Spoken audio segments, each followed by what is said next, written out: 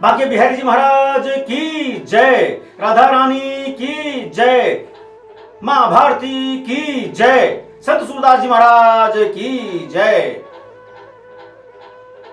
प्रिय श्रोता बंधुओं, दर्शकों, भारत को और भारत की संस्कृति को, भारत की सभ्यता को पोषित करने में, भारत की सभ्यता को मजबूत करने में एक संत नहीं, जितने भी संत मनीषी हुए हैं सबका योगदान रहा है। वह चाहे दीर्घतमा रहे हों, चाहे वाल्मीकि जी महाराज रहे हों, चाहे तुलसीदास जी महाराज रहे हों, सबके सब ने समाज को समरस, समता का भाव, एकात्मता का भाव लाने के लिए अथक प्रयास किए और उसी प्रयास के चलते समाज को एक सूत्र में बांधने के लिए महाकाव्य तक की रचना कर डाली। व्यास जी का महाकाव्य अपने में प्रसिद्ध है, संत सूरदास जी उनमें से एक है। संत सूरदास जी का जन्म, ऐसा कहा जाता है कि गांव रुनकता में हुआ था, हालांकि कुछ लोग उनका जन्म सीही भी मानते हैं। रुनकता मथुरा के पास का एक गांव है। आपका जन्म 1478 ईस्वी में होना कहा जाता है, जबकि मृत्यु गोवर्धन के निकट पारसौली गांव में 1583 ईस्वी में होना कहा जाता है। संत सूरदास जी जन्मांध थे या बाद में दृष्टिहीन हो गए, इसके बारे में भी कुछ तथ्य लोगों द्वारा कहे जाते हैं। कुछ लोग तो कहते हैं कि जन्मांध थे, परंतु कुछ लोग ये कहते हैं कि यदि वो जन्मांध होते तो जिस तरह से उन्होंने श्री कृष्ण की बाल लीला का, श्रृंगार रस का, वियोग का वर्णन किया है वह असंभव है। परंतु यहीं पर वह दिव्यांगता सकलांगता को मात कर देती है, जब दिव्यांग होते हुए भी उन भावों का प्रकटीकरण उससे भी अच्छी स्थिति में करता है कोई दिव्यांग, जबकि वह दिव्यांग है। और यह सिर्फ और सिर्फ बांके बिहारी की कृपा है, उस परम सत्ता की कृपा है, जब वो दिव्यांगजन को, दुनिया समाज को यह दिखाने के लिए जो उसके अस्तित्व को नकारते हैं, ऐसी प्रतिभाओं को जन्म देता है कि लोग समझे नहीं ईश्वर है। असंभव को भी संभव करने की क्षमता जब हो जाए वहीं ईश्वर का वास होता है। और इसीलिए ये कहा जाता है कि कण कण में भगवान है, जन जन में भगवान है।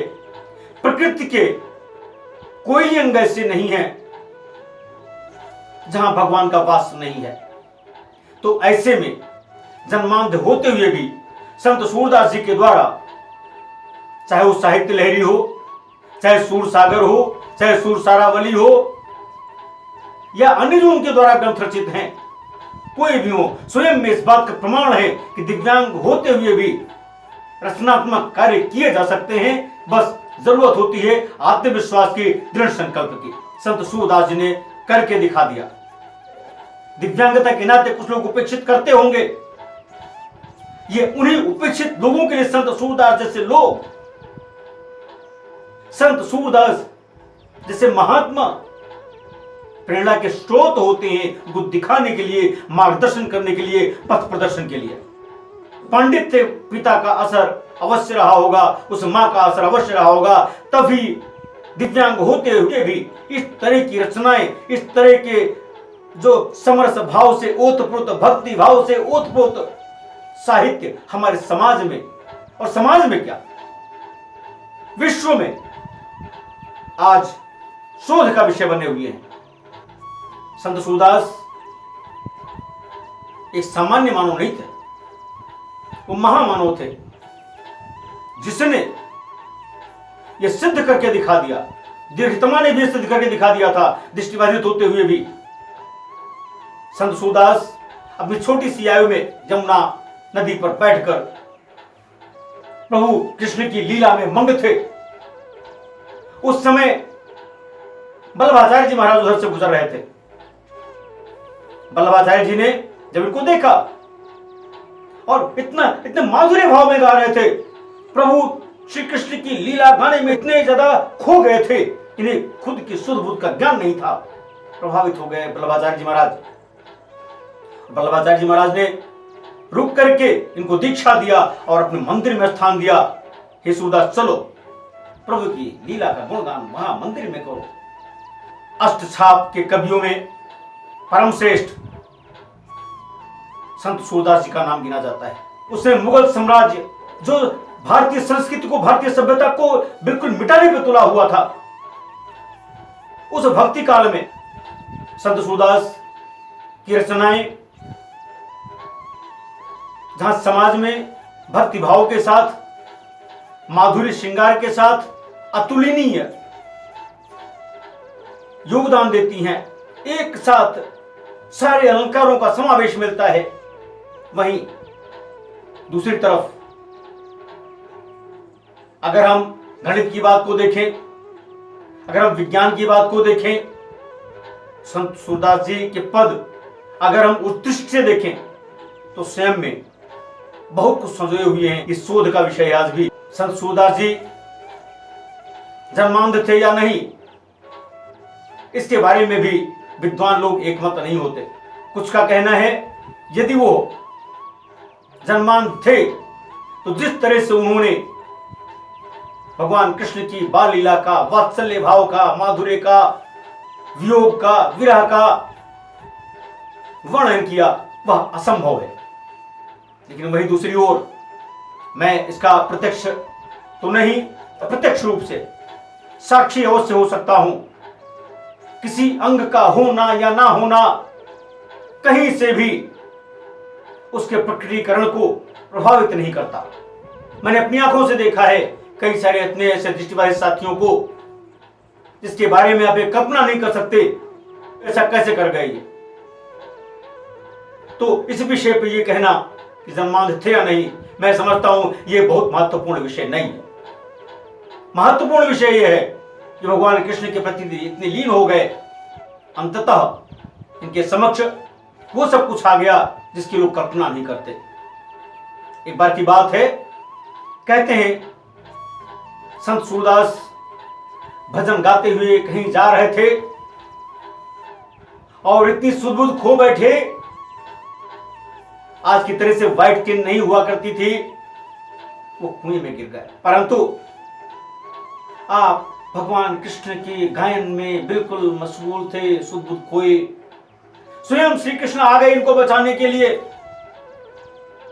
और जब बाहर श्री कृष्ण ने निकाला और फिर इनको छोड़ के जाने लगे, परिचय पूछा था तो उन्होंने अपना परिचय बताया था। और तब संत सूरदास ने कहा था, बाह छुड़ाए जात हो निबल जान के मोय, बाह छुड़ाए जात हो निबल जान के मोय, हृदय ते जब जाइयो मर्द बखानो तोय। ये चुनौती एक भक्त और केवल भक्त वे प्रभु को दे सकता है। और कहा हृदय से चले जाओ तो हम मर्द बखाने। ऐसे संत सूरदास, हम उनको महान गणितज्ञ तो नहीं कह सकते क्योंकि हम उसके लिए अधिकृत नहीं हैं, परंतु उनका एक पद है, निश्चित रूप से अपने में सब कुछ समेटे हुए हैं। और यही कारण है सक्षम के आइकॉन संत सूरदास जी है। समदृष्टि सूरदास जी ने कभी किसी को इतर नहीं देखा, कमतर नहीं देखा, उच्चतर नहीं देखा। समदृष्टि और क्षमता का ऐसा विकास किया कि लोग ये सोचने पर विवश हो गए कि वो जन्मांध थे या काव्य रचना के बाद दिव्यांग हुए। ऐसा क्षमता का विकास किया। और अनुसंधान तो कहिए ही नहीं, वो अनुसंधान कर दिया उन्होंने कि आज लोग उन पर अनुसंधान कर रहे हैं, आज उन पर शोध कर रहे हैं। यही वो वजह है कि संत सूरदास का स्वयं में जो स्थान है वह अपने में अनिर्वचनीय है, अवर्णनीय है, अतुलनीय है।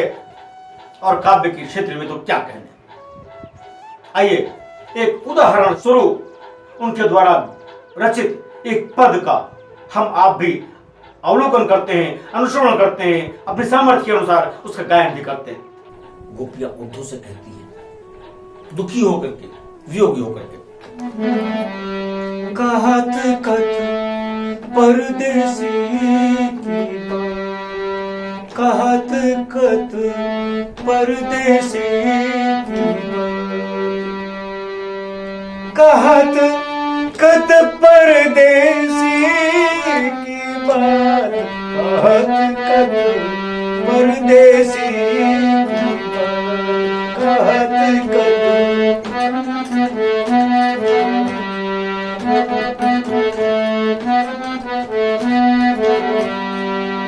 मंदिर आराध अवध बदिहाम सो, मंदिर आराध अवधि बदिहाम सो,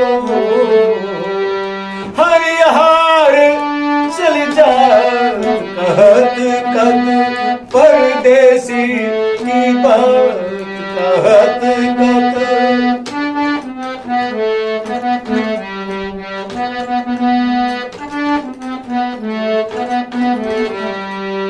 ससीरी पुबारस, ससीरी पुबारस, मतलब एक दिन एक बरस हो रहा है उद्धव जी।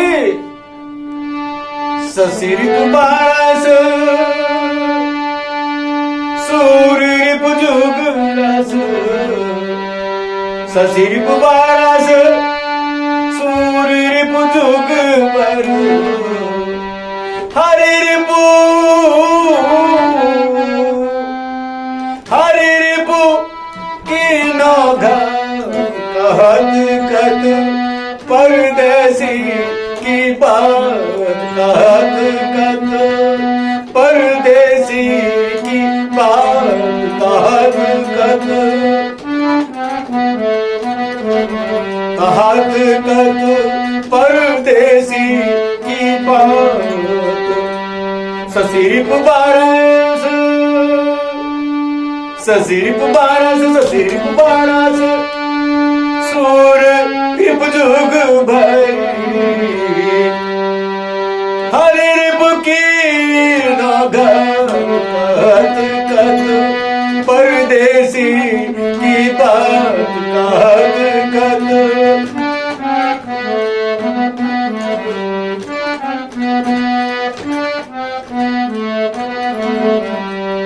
मघ पंचक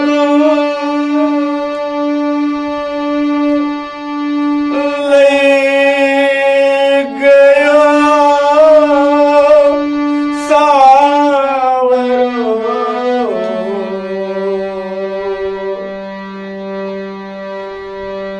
मघ पंचक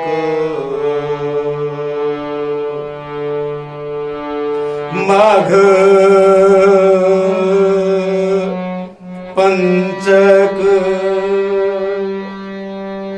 मघ पंचक ले गया सावरा, मघ पंचक ले, मघ पंचक ले गया सावरा, ताते ताते जिए गुलाब, कहत कत परदेसी की बात, कहत कत।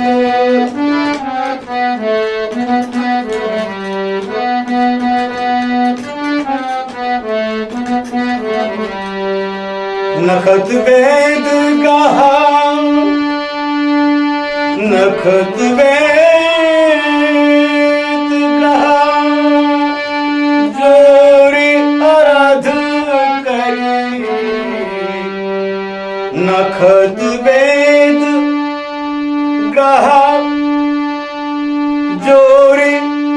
अर्ध करी सोई बनत खात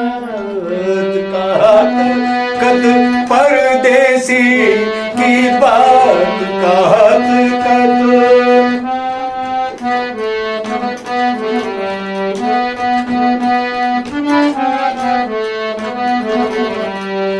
सूरदास बस भई बिरह के